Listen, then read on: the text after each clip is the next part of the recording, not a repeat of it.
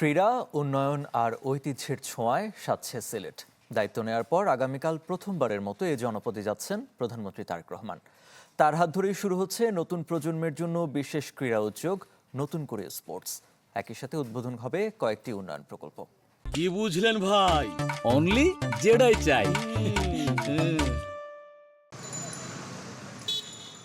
উৎসবের রঙে সিলেট, উন্নয়ন আর সম্ভাবনার নতুন বার্তা নিয়ে যাচ্ছেন প্রধানমন্ত্রী তারেক রহমান। এখান থেকেই শুরু হচ্ছে দেশের ক্রীড়াঙ্গনের বড় উদ্যোগ, নতুন করে স্পোর্টস। নির্বাচনী ইশতেহার বাস্তবায়নের লক্ষ্যে শনিবার জেলা স্টেডিয়ামে এই বিশেষ ক্রীড়া কর্মসূচির উদ্বোধন করবেন প্রধানমন্ত্রী। ফুটবল, ক্রিকেট ও কাবাডি সহ 8টি খেলায় অংশ নিতে পারবে দেশের তরুণ প্রজন্ম।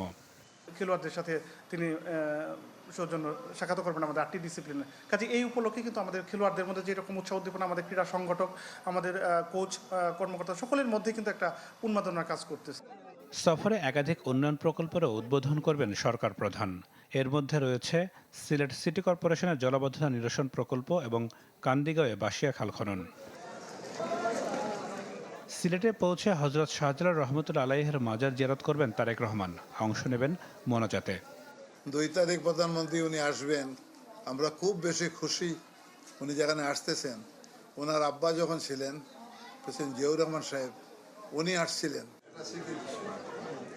প্রধানমন্ত্রীর সফর ঘিরে উচ্ছ্বাসে ভাসছেন দলীয় নেতাকর্মীরা, আর প্রশাসনের পক্ষ থেকে জোরদার করা হয়েছে নিরাপত্তা ব্যবস্থা। প্রধানমন্ত্রীর আগমনের মধ্য দিয়ে উনি সেই উন্নয়নের বার্তা দিয়ে যাবেন। সিলেটবাসী যেভাবে অনেকদিন ধরে পিছিয়ে আছে, সেই পিছিয়ে থাকার অবসান করবে ইনশাল্লাহ। মরহুমা মা বেগম খালেদা জিয়া এই সিলেটে প্রধানমন্ত্রী হিসাবে এসেছেন।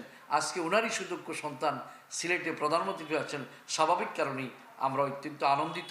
মাননীয় প্রধানমন্ত্রীর নিরাপত্তা বিধান করতে গিয়ে যেন কোনোভাবে কোনো জনদুর্ভোগ সৃষ্টি না হয়, সো সেটাকে মাথায় রেখেই আমরা যেরকম নিরাপত্তা ব্যবস্থা একজন সরকার প্রধানের জন্য নেওয়া প্রয়োজন হয়, আমরা সেরকম নিরাপত্তা ব্যবস্থা নিয়েছি।